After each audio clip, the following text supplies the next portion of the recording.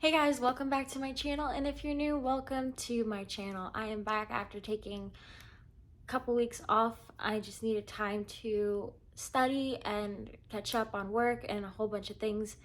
But I am back and I figured I would bring you guys something interesting. I was scrolling through TikTok, and of course my entire TikTok page is just pro-life, abortion, things like that, Christian TikTok.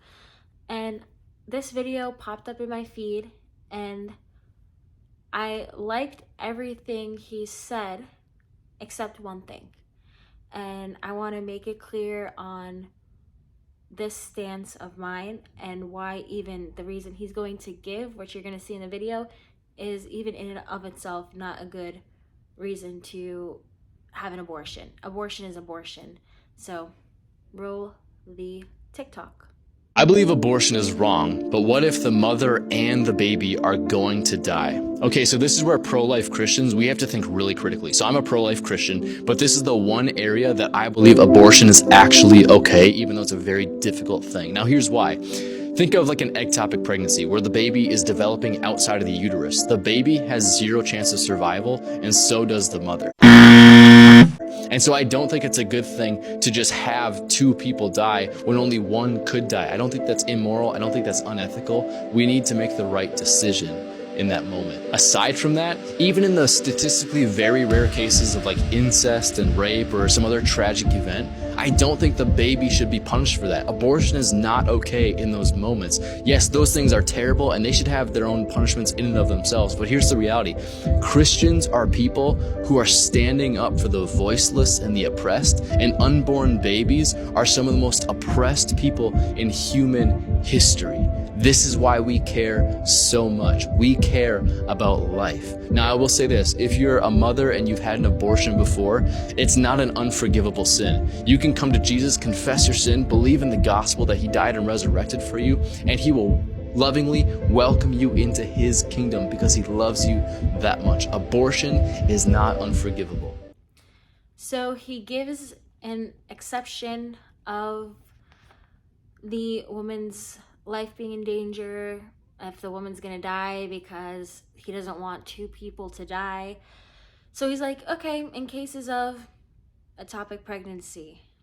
Well, I'm here to tell you that ectopic pregnancy is actually less than 2% of all pregnancies, so it's very, very rare. They grow in the fallopian tube for about 12 to 13 weeks before they die in the womb, and it's due to insufficient hormones and nutrition that is going to the fetus. So an abortion in and of itself is not a cure. Ectopic pregnancy in and of itself is already fatal for the fetus in the womb. So already off the bat, abortion is not a solution. And there are actually, though, some treatments that were listed as I did more research, as I studied about ectopic pregnancies, and I looked through multiple medical websites, and none of them listed the solution for an ectopic pregnancy is an abortion. None of them. They listed medication that dissolves the ectopic pregnancy, dissolves the tissue after the baby is dead in the womb, again, because it's not going to survive, because inside the fallopian tube, it's implanted inside the fallopian tube. It's not going to receive sufficient hormones and the nutritions that a baby needs from the mother's body and the placenta to survive and grow and become healthy. So medication for that after the baby is dead. So we're not murdering the baby. We're not murdering the baby that's alive and kicking and healthy in the womb for an ectopic pregnancy or surgery. There's no need to force sites in Sofer clamps in the mother's body and just cause more PTSD to the body.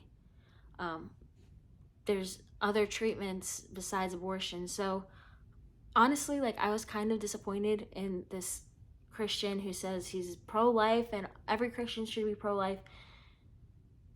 There is absolutely no medical necessary need for an abortion at all. anything that's going to be might harm the mother, it can be resolved. The baby will be um, able to survive by the time the life-threatening disease could kill her, but the baby is able to stay outside of the body. So there is no, and OBGYNs have come out and said it, like Dr. Anthony Levantino, a former abortionist, and he's a board certified OBGYN, has said it, there is absolutely no medical need for an abortion. Let's hear it from the horse's mouth. The biggest arguments of pro-abortion activists is that abortion is medically necessary. What's your position on that? We hear all the time how abortion, including especially late-term abortion, is necessary to save women's lives. Nothing could be further from the truth. Nothing could be further from the truth. Nothing could be further from the truth. Nothing could be further from the truth. I spent 9 years working at a tertiary medical center. I mean, there are only certain hospitals in the country that are designated to take care of the really, really high-risk pregnancies. You don't want to duplicate the effort, it's expensive. So these hospitals get referrals from the surrounding area. And Albany Medical Center in Albany, New York, where I worked, was one of them. I was faculty at the hospital for 9 years. And I saw hundreds of cases of really severe pregnancy complications, cancers, heart disease, intractable diabetes out of control, toxemia of pregnancy out of control. And I saved, in those 9 years, I saved hundreds of women from life-threatening pregnancies. And I did that by delivering them, by ending their pregnancy by delivery, either induction of labor or cesarean section. Delivering the baby. Delivering the baby. And I always tell people, in all of those years, the number of babies that I was obligated to deliberately kill in the process was zero, none. And I'll give you an example. The key point about late-term abortion that so many people miss is that it takes days to prepare the cervix. This is not a natural situation by any stretch. If you're going to dilate a cervix sufficiently, that starts off essentially as a pinpoint, large enough to dismember or tear apart a baby this big, that cervix has to be dilated, and that can take anywhere from 24 to 72 hours. And especially when you're talking about later term pregnancies. Most life-threatening situations, the vast, vast majority of life-threatening situations in pregnancy are not going to arise until 24, 25, 26 weeks of pregnancy and higher. And when you're talking about that, you're talking about abortion procedures that take 2 and 3 days to prepare the cervix. And I'll give you a classic example. This is a real case. A lady came to the hospital at 27 weeks of pregnancy with severe toxemia. Her blood pressure, you know, a normal blood pressure is about 120 over 80. Her blood pressure was 220 over 160. Okay, this lady would literally be minutes or hours away from a stroke. What do you do in a situation like that? We stabilized her, brought her back, did a cesarean section, had her delivered within an hour of arriving at the hospital. She and her baby did just fine. Amazing. Now, let's say we wanted to use abortion to save her life, okay? If with that kind of blood pressure and that kind of problem, if we waited 2 to 3 days to get her cervix prepared, she would never make it. She would have been dead. And that's a perfect example. You never need late-term abortion to save a woman's life. If necessary, you accomplish the delivery. Now, did every one of those children make it because they were preterm? No. But they all had a chance, and most of them did make it. What you're saying is so amazing, Dr. Levantino, because a lot of people never hear this. They assume when abortion is brought up that it's necessary to kill that child, sometimes to save the mother's life. But you're saying it may be necessary to deliver the baby, but you never have to purposely go and kill that child. That's exactly what I'm saying. So why is this such a huge argument for pro-abortion advocates to say it's necessary to kill to save the life of the mother? That argument I don't understand. In my experience over almost a decade, I never had to kill deliberately a single child to save a woman's life during pregnancy. There's a wider discussion, though. Politically, always listen very carefully to the words that are being used. You know, we need to pass law X, Y, and Z because it protects women's health. Bill Clinton, I will be happy to sign a ban on partial birth abortion so long as it includes an exception on women's health. Well, what do they mean? Now, I have a law degree, and every lawyer knows that every single word has meaning. And what Roe didn't do was define the word health. Doe versus Bolton did. It says that health, the term health, includes a woman's physical health. Okay, but it didn't say how badly impaired her physical health had to be for it to be a problem. It includes her mental health. Okay, but again, how bad does her mental health has to be? I suppose I can imagine, I never saw one, but I can imagine a case of if the woman's going to have a psychotic break because of her pregnancy, that certainly seems like a severe mental health problem. How about she's under tremendous stress? How about, I just don't think I can cope with this pregnancy? That's mental health too.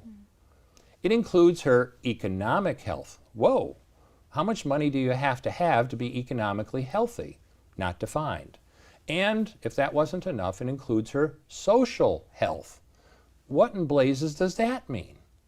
What it means then when a politician says, I would be happy to support your bill so long as it has a health exception, translation, I would be happy to support your bill so long as it contains an exception so big that the bill is of no real practical effect. Well, you guys, that is it for this video. I basically wanted to attack the ectopic pregnancy argument because he mentioned an ectopic pregnancy, even though the baby is already dead by the time they need to remove it. Now, as someone who is studying to be an obstetrician gynecologist, of course, once the baby is dead, I am not going to leave a unborn dead fetus inside my patient, because if it does, it can cause infection. So of course I'm going to remove it, but I am not going to be the one to end its life. And I think that's a very, very important distinction. So yeah, just to keep that in mind. And I pray that this guy, watches this video and understands that there's medical research saying that you're not actually ending the child's life. And even in cases of an ectopic pregnancy where the baby is already dead and you need to take it out, going in and forcing a Sofer clamp inside the woman's uterus is not, and performing a quote-unquote abortion is not necessary. So I pray he finds it and he responds and says, you know what, guys, even during an ectopic pregnancy, the abortion doesn't need to be performed. With that being said, I love you guys so much, and remember that Jesus is Lord and abortion is murder. We will see you in the next video. Peace out.